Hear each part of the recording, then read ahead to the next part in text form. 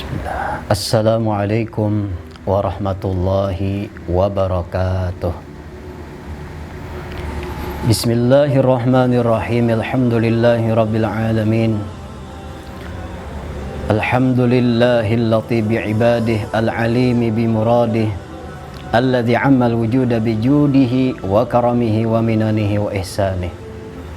Ashhadu an la ilaha illallah wahdahu la syarikalah, wa ashhadu anna sayyidana wa nabiyyana Muhammadan abduhu wa rasuluhu la nabiyya ba'dah. Allahumma salli wa sallim wa barik ala sayyidina Muhammad wa ala ali sayyidina Muhammad, amma ba'du. Ma'asyiral muslimin wal muslimat, pecinta-pecinta ilmu, lewat tayangan program kesayangan kita Pelita Hati TV Tabalong, rahimakumullah. Syukur alhamdulillah kita masih dipertemukan oleh Allah Subhanahu wa taala, dan salawat serta salam senantiasa terlimpah kepada Nabi besar Muhammad sallallahu alaihi wasallam beserta keluarga beliau, para sahabat, zuriat, pengikut hingga akhir zaman. Semoga pertemuan kita kali ini adalah pertemuan yang diridhai, diberkahi oleh Allah Subhanahu wa taala. Amina ya rabbal alamin. Pecinta-pecinta ilmu, ma'asyiral muslimin rahimakumullah. Allah Subhanahu wa taala menjadikan segala sesuatu itu dengan rahasia Rahman Rahimnya adalah berpasang-pasangan. Ada malam, ada siang.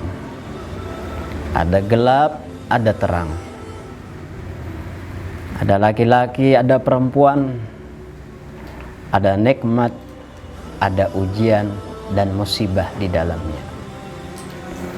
Sehingga Hujjatul Islam Sayyiduna wa Imamuna Muhammad bin Muhammad Al-Ghazali rahimahullah wa radiyallahu anhu wa ardahu wa nafa'ana bihi wal muslimina ajma'ina amin. Beliau mengatakan bahwa seseorang yang hidup di dunia ini tidak terlepas dari 4 hal. Sekali lagi, seseorang yang hidup di dunia ini tidak terlepas kepadanya itu dari 4 hal keadaan. Yang pertama, ada kalanya seseorang itu berbuat kebajikan, amal kesolehan, amal ketakwaan, amal ibadah. Di lain saat ia pun bisa berbuat dosa atau berbuat salah. Kemudian faktor atau hal yang ketiga, adanya seseorang itu tidak terlepas pula dari kenikmatan karunia yang Allah berikan kepadanya. Di lain saat pun demikian, ia tidak bisa terlepas daripada bala, ujian, musibah yang menimpanya. Dari 4 hal tersebut, beliau berkomentar lagi. Ketika seseorang mendapatkan kesempatan untuk bisa beribadah dengan nyaman kepada Allah Subhanahu wa taala, maka seyogianya lah ia memandang dengan hatinya, dengan pandangan yang baik, bahwa Allah Subhanahu wa taala telah memberi kekuatan dan pertolongan kepadanya sehingga ia bisa berbuat taat ibadat kepada Allah. Yang kedua, ketika seseorang itu berbuat salah, kealpaan, mengandung unsur maksiat kepada Allah, maka kata Imam Al-Ghazali, sepatutnya seyogianya orang itu segera minta ampun, kembali dengan bertobat kepada Allah Subhanahu wa taala. Kemudian perkara yang ketiga, ada kalanya pula seseorang yang hidup di dunia ini ia mendapatkan berupa aneka ragam fasilitas hidup kenikmatan misalnya, maka pandang hati saat itu bagi orang yang beriman, ia berpasrah hati kepada Allah dengan bersyukur kepada Allah atas nikmat yang telah Allah beri kepadanya. Wa ma bikum min ni'matin faminallah. Apapun yang ada dari kita saat ini berupa nikmat sehat, afiat, terhindar dari malapetaka dan musibah, sewajarnya kita mengucap alhamdulillah wa syukrulillah. Kemudian poin yang keempat, kita pun tidak terlepas daripada ujian musibah dari Allah Subhanahu wa ta'ala. Maka sepatutnya saat itu kita mengembalikan kepada Allah pula dengan cara bersabar kepada Allah Subhanahu wa ta'ala. Dalam Al-Quran Allah Subhanahu wa ta'ala berfirman, ya ayyuhalladzina amanu sabiru wa sabiru. Wahai orang-orang yang beriman kepada Allah, yang mengatakan amanna billah, kami beriman dengan Allah, hendaknya bersabar dan terus berupaya menanamkan kesabaran ini di dalam menjalani kehidupan di dunia yang sementara waktu ini. Tidakkah kita lupa akan firman Allah Subhanahu wa ta'ala di dalam ayat yang lain? Tabarakalladzi biyadihil mulku wa huwa ala kulli syai'in qadir, alladzi khalaqal mauta wal hayata liyabluwakum ayyukum ahsanu amala. Maha suci Allah Subhanahu wa ta'ala dengan firman-Nya bahwasanya Allah zat yang maha kuasa, zat yang perkasa, telah menciptakan kematian dan kehidupan. Alladzi khalaqal mauta wal hayata. Apa hikmahnya? Liyabluwakum ayyukum ahsanu amala. Ia menguji kita lewat kehidupan, lewat kematian tersebut, siapakah yang terbaik amalnya hidup di dunia ini.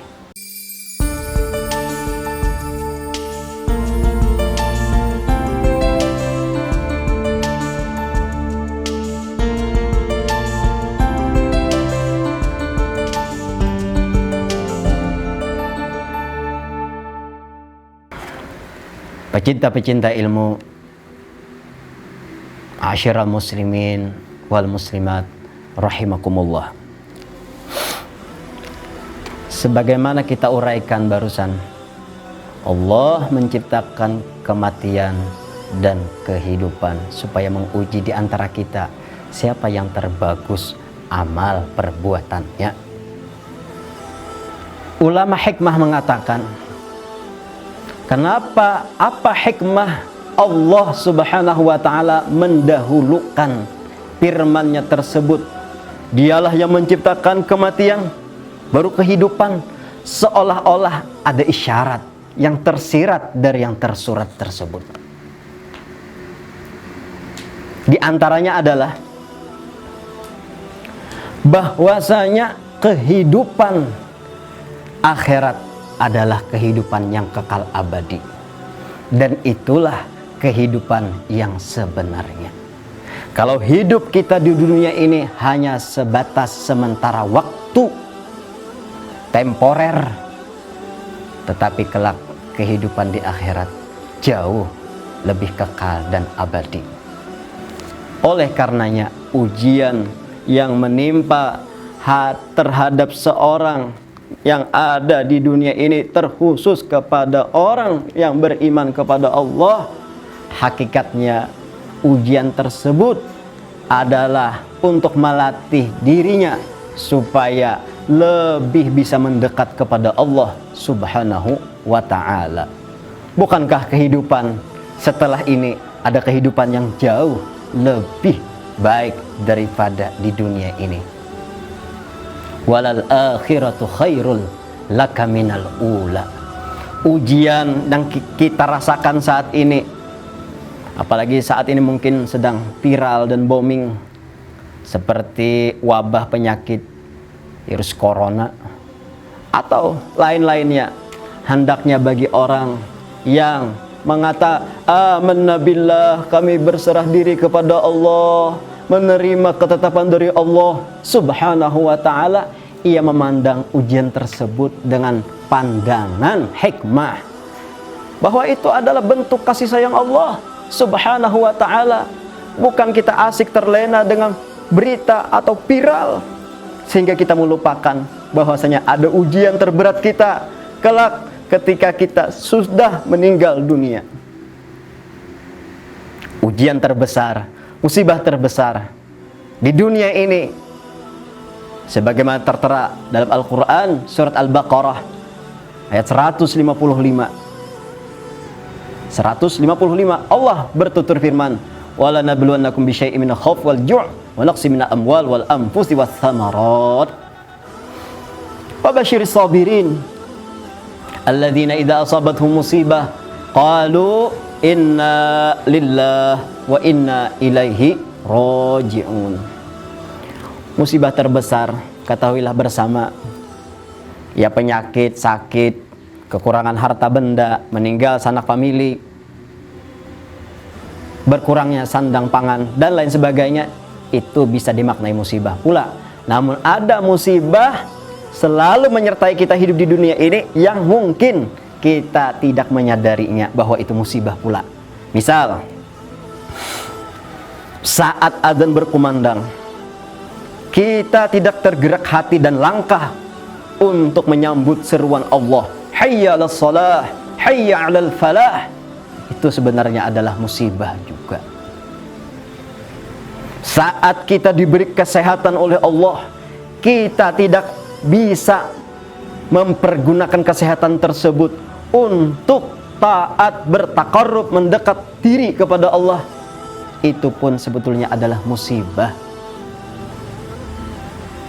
Saat diberi oleh Allah fasilitas hidup yang memadai, harta yang lumayan, berkecukupan, tapi kita tidak dapat mempergunakannya untuk sarana-sarana ibadah atau untuk berinvestasi di negeri kita di akhirat kelak, maka itu pun beruntuk daripada musibah pula. Dan musibah terbesar adalah saat kita jauh dari Allah subhanahu wa ta'ala.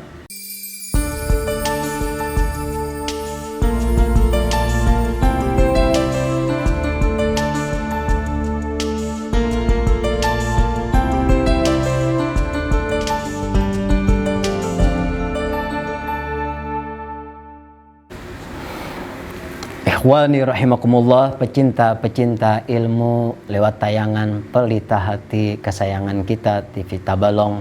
Semoga hati kita bercahaya dengan cahaya ilmu dan amal soleh yang diridhai, diberkahi Allah. Setiap sesuatu yang Allah tampilkan di dunia ini, entah kita melihat langsung atau kita mendengar langsung, sebetulnya itu adalah didikan Allah supaya kita mengambil ibrah, pelajaran, bahan renungan dari setiap kejadian. Musibah yang silih berganti kepada komunitas, masyarakat kita, atau dimanapun tempatnya, adalah bentuk daripada Rahman Rahimnya Allah subhanahu wa ta'ala. Sebab dengan adanya ujian, berapa kali dan berapa acap kali orang berkeluh kesah. Namun sekarang saat kita memandang itu ujian, musibah atau bala malapetaka, kita pandang dengan hati yang bersih. Kita pandang saat ini bahwa itu adalah salah satu rahmatnya Allah. Kenapa demikian?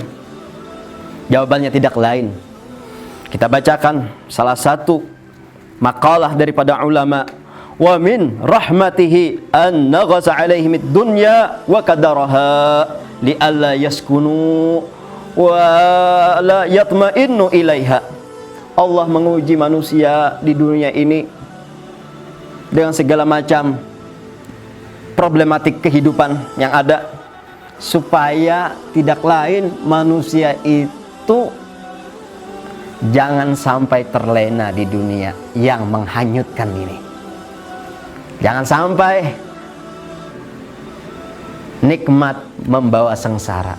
Tapi jadikanlah, ambil ibrah hikmah bahwasanya bala sengsara semoga menjadi nikmat. Dan biasanya sengsara membawa nikmat membawa sengsara. Sekarang kita ubah, sengsara membawa nikmat. Kenapa diuji di dunia? Supaya kita jangan terlena di dunia, tidak merasa betah di dunia ini. Toh kita bakal kembali lagi kepada Allah Subhanahu wa ta'ala. Yang kedua, supaya kita dapat mengetahui bahwasanya ada kenikmatan yang jauh lebih besar nikmatnya daripada isi dunia ini, ialah kelak di negeri akhirat. Dan supaya kita dapat menambah gairah, semangat, spirit rohaniyah kita untuk dikhususkan kepada Allah. Waktu-waktu tertentu misalnya kita bagi seberapa menit bisanya untuk kepentingan ibadah kepada Allah. Wala tansa nasibaka minad dunya. Interaksi sosial kita, kerjaan kita jangan ditinggalkan. Makan, minum, tetap usaha, tetapi usaha memperbaiki kepentingan akhirat yang jauh lebih baik itu pun harus kita pikirkan. Kerjakan dunia, tapi jangan melupakan pula akhirat. Kerjakan akhirat, bukan meninggalkan kepentingan keperluan kita selama masih hidup di dunia ini. Dan hikmah yang berikutnya tiada lain, Allah menguji, memberi ujian kepada manusia di muka bumi ini, tiada lain, wala yu'tihimud dunya kay yu'tihimul ukhra allati khairum minhu wabtalahum liyu'afiyahum wa yusallimahum. Allah memberi ujian tersebut supaya Allah pula yang menyelamatkan kita di hadapan Allah Subhanahu wa ta'ala. Oleh karenanya banyak sekali pelajaran yang kita ambil dari setiap kejadian-kejadian tersebut. Tiada lain, yang pertama, kita harus ingat kepada Allah dengan bersabar kepada Allah. Karena bersabar itu menurut Sayyidina Abdullah bin Abbas, sepupu Rasulullah sallallahu alaihi wasallam, memiliki derajat tingkatan-tingkatan yang dahsyat. Orang kalau mampu bersabar, pertama ulama membagi sabar itu kepada 3 bagian. Yang pertama adalah sabar ketika memperbuat amal soleh dalam bentuk ketaatan. Maka bagi orang tersebut mendapatkan 300 darajah, 300 derajat pangkat yang Allah beri kepadanya. Ada lagi orang yang bersabar menahan dirinya dari berbuat sesuatu yang dilarang oleh Allah, maka baginya mendapatkan kelebihan, yaitu 600 derajat di sisi Allah. Dan lebih daripada itu, Sayyidina Abbas, Ibnu Abbas, beliau berkomentar, orang yang mampu bersabar di saat tertimpa ujian musibah, seraya ia mengatakan inna lillahi wa inna ilaihi rajiun, orang tersebut mendapatkan kebaikan Allah, derajat yang tinggi sebanyak 900 derajat. Oleh karenanya, sabar saat memperbuat amal taat, sabar menahan diri dari berbuat maksiat walaupun kesempatan ada, tapi tahan, sabar. Dan bersabar saat tertimpa ujian musibah, itu seperti kepala di antara anggota yang lain. Begitulah sabar bagian daripada iman, seperti kepala bagian daripada tubuh yang membungkus rohani kita ini. Ma'asyiral muslimin, para pemirsa sekalian, sahabat-sahabat, pecinta-pecinta ilmu dimanapun berada, mari kita ambil hikmah lewat ujian yang Allah beri kepada kita.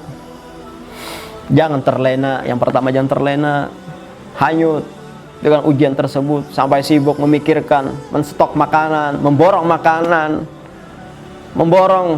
masker. Ya boleh.